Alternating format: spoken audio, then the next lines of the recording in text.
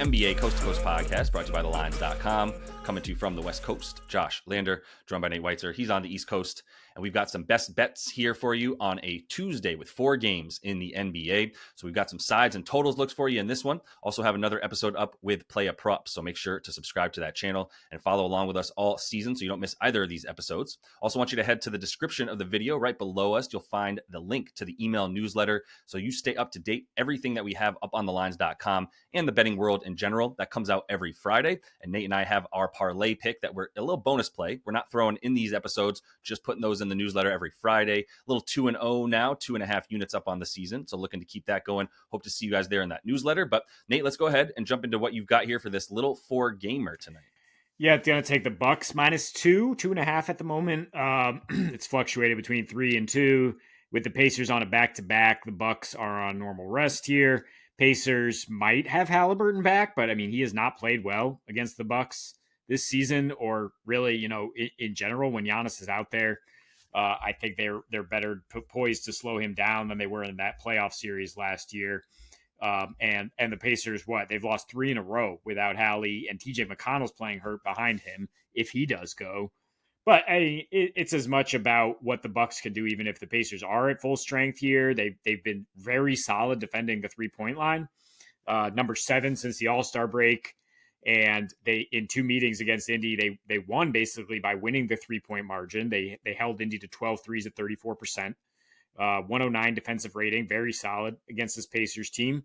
And they did allow a ton of free throws in that game. And since then, they've really shored up on that whilst continuing to play their drop D and limiting shots down low. They were pretty damn hot before the game slowed down. They lost a slow matchup with Orlando. Then they lost on a back-to-back against Cleveland, the Bucks. So look for them to bounce back in a game that should be at a pace of 100 to 104. They had a very nice record in those faster paced games before this one, because you get Giannis out there in transition. And I mean, you look at the other side of the ball, Indy's given up the most paint points since the All-Star break, 4th most shots at the rim.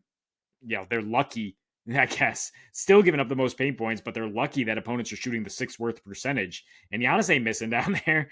He has not missed against this team. He's shooting 69% on twos, averaging 38 a game in his last 10 against Indy. He appears to be back to a full go in terms of 32 minutes a game his last 4 here, hefty usage. And the Bucks, as a veteran team, 10-5 straight up on the rest advantage. Dame and Giannis both listed probable, so as long as they're out there, I definitely like where they're at more than I like the Pacers here. Yeah, no, it all makes sense here. The Pacers, at least Hallie's, I think he's going to be a go, right? I don't think he's on the injury report anymore, but like he's been out. So it's not like he's necessarily 100%. I don't feel very good about this Indy team if they have to play in a fast-paced game where they have to also stop you down low. It makes complete sense. They had them in the playoffs last year as a different team. I think this is going to be the Bucks having their numbers. So let's go to a game with a very, very, very large spread. That is the Cavs and the Nets. And the Nets are in Cleveland. They are 16.5 dogs. I'm going with the total bet here, though. It's actually 227 now, even flat there, that you can get over if you want that. And it's going up. I mean, I'm not going to bet the Nets plus, taking the spread with them, but like, I'm not banking on them just getting blown out right away. Like the Cavs play with their food, and they have been playing with their food since the second half of the season, whatever it is after the All-Star break, final third of the season began after the ASB. We've seen them and the problem is like, they'll be up by 2 at halftime against a team like, the Wizards, or they're up by 4 or whatever. And then they win by 27, or they're beating the Heat, or they're tied with the Heat. And then all of a sudden it's 10 minutes later and they're up by 22. And you're like, oh, okay, not even 10 minutes later, right? So I'm not going to go there, but I also think that just adds to the points being a pretty good bet here for both teams.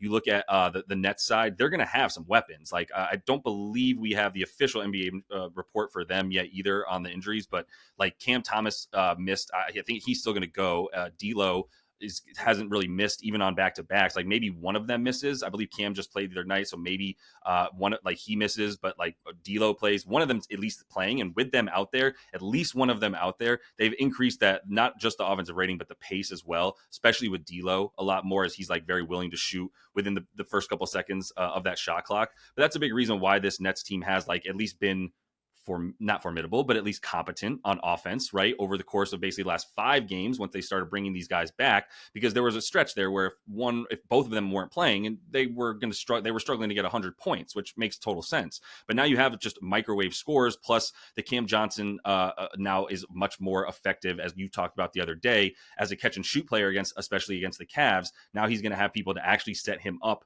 in these situations. And this team has been like attacking a lot, at the very least on the offensive boards, knowing that there's going to be a lot of shots going up for Cam Thomas. They've actually been 5th best with their offensive rebound percentage in the last 5, 2nd best in their last 10 in terms of the offensive rebound percentage, and their 9th best in terms of free throw attempt rate as well on offense, all because it's really just like, well, Cam's got the ball. He's going to probably shoot it. Let's go crash those boards. Or if they do collapse on Cam, we can get a swing over to a guy like Cam Johnson for an open look. And that's been their offense over the course of these last like 10 games. And the Cavs obviously always been a very good offense rebounding team in general, but they're 18th this season in limiting offensive rebound percentage to their opponents. So I can see them getting lazy in this game. And that's really what it comes down to more than anything, is them getting lazy in this game and allowing the Nets to kind of hang around. And the Nets defense, like, it's still as bad as it's been, 26th in the last 5, 24th on the season. But they have, like I said, upped that pace from dead last to 21st in their last 5 games, which is upping the pace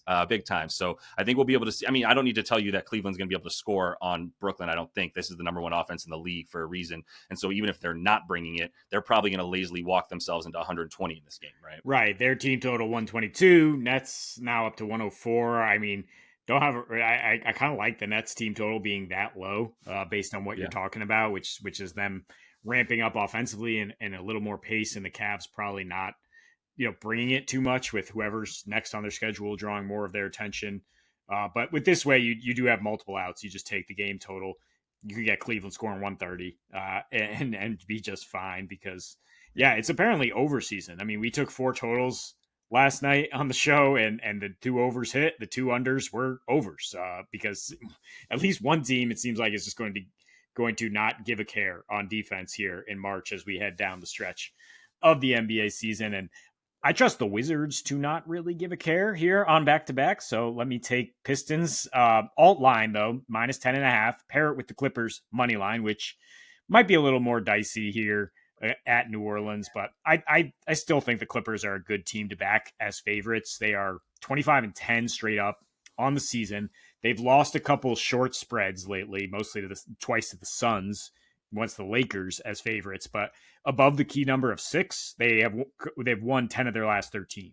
And New Orleans, as a dog of any amount, they've lost 14 of their last 16. So just trends wise, certainly indicates the favorite should hold serve here. You can even excuse some of the losses for the Clips in those situations. They were on a back-to-back. They suck on those.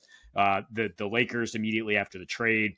And in Toronto, when Kawhi Leonard was not a full go, only like 27 minutes, his last 4, he's been at 38 minutes a game, scoring 22.5. That's kind of unlocked Harden to really get on a roll. And, I'll circle back to this in player props, but Pelicans, worst team in the league guarding the roll man on pick and rolls. So Harden is probably going to be able to feed Kawhi in those pick and rolls all night, keep that Clippers offense moving. And, Ty Lue, I trust him to have some good stuff cooked up to slow down Zion as the biggest weapon there. Then looking at the Pistons, I mean, are they going to cover this 15, which is the current spread? They have covered in 5 straight above the key number of 5. They've average margin of victory is 24.5 points per game. So they are a young team that clearly is relishing being on the other side of these whoopings that they took last year. They are a team that you can back to be like, they're going to handle business against the Wizards. We're on a back-to-back. Maybe Jordan Poole doesn't go. Maybe they swap in Chris Middleton for his 25 minutes. They're not a good team. These teams are on complete opposite ends of the spectrum in terms of paint points allowed, fast break points, in terms of rebounding, even though Wizards have been better lately in that.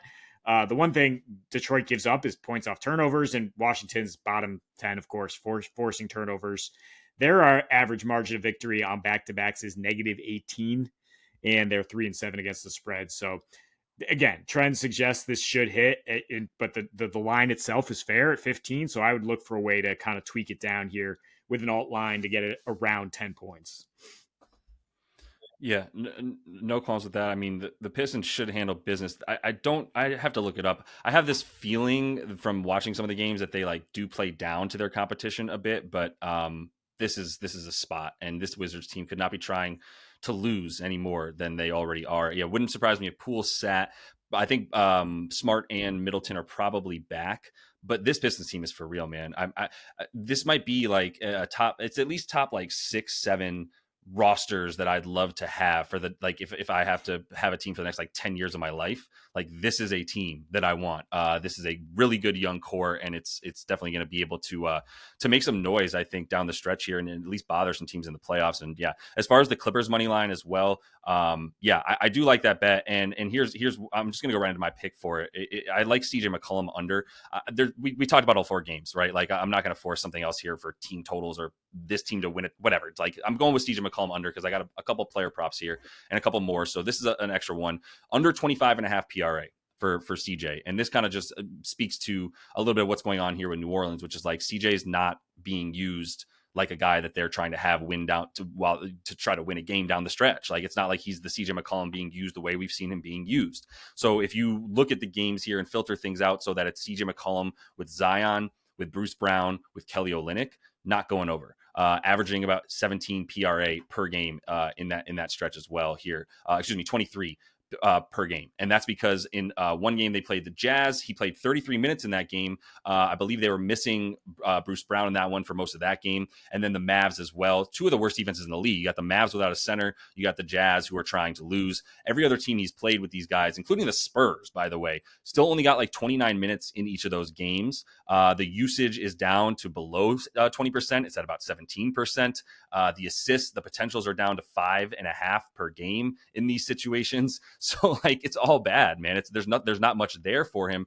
Bruce Brown has been a big sort of impediment to his overs as well because he's coming in and splitting a lot of those minutes as pretty much the primary ball handler at times for this Pelicans team outside of Zion, who is the primary ball handler. But it's like if we're going to run through an actual guard as opposed to have Zion go and do his thing, then it's actually been a lot more Bruce Brown on the court without Zion doing that, as opposed to CJ on the court with Zion not doing that, right? Because Zion's usage has gone so high as his potentials have skyrocketed and his touches have also skyrocketed, predominantly front court touches for Zion as he's dominating for this team with those touches specifically. Now he's going to be going up against Chris Dunn. He's going to get that Chris Dunn matchup in this one. That's the best matchup for Chris, and that's going to be a problem for him. It's a big reason why he's had trouble in the past against his team. I mean, he did have a good game against them earlier this year because he took a gajillion shots with Zion out in that one. Who else was? I mean, it's tough to. Brandon Ingram was missing. It's tough to even remember. Alvarado was missing. Who was even on the team on December 30th? But yeah, he went off in that one with 25 shots that he put up, 9 rebound chances. Like I said, he ain't getting no 39 minutes in this game. Like he's capped at about 32 now, and you're a lot more likely to see him play 28 to 29 minutes rather than those 33. Yeah, I mean, I probably should have mentioned that the Pelicans are not really actively trying to win games in terms of why the Clippers be able to get that one there. Yeah, I mean, with 17 on the season, why would they really be pushing guys? Why would they be pushing veterans? I was also looking at CJ. Yeah, I didn't love the juice here on the under, but I definitely agree with it being a high probability of an under in this matchup because of the matchup against Chris Dunn, etc. So yeah, I think you're spot on to take that one. Yeah. Weird little night, but there's going to be a few bets down, just not quite the volume that we've seen on bigger slates like last night, for example. So that's all the time we have for you in this one, though. Make sure you are subscribed to that channel so you don't miss out on the Play of Props episode we have up alongside these as well. And until we see you next, happy betting.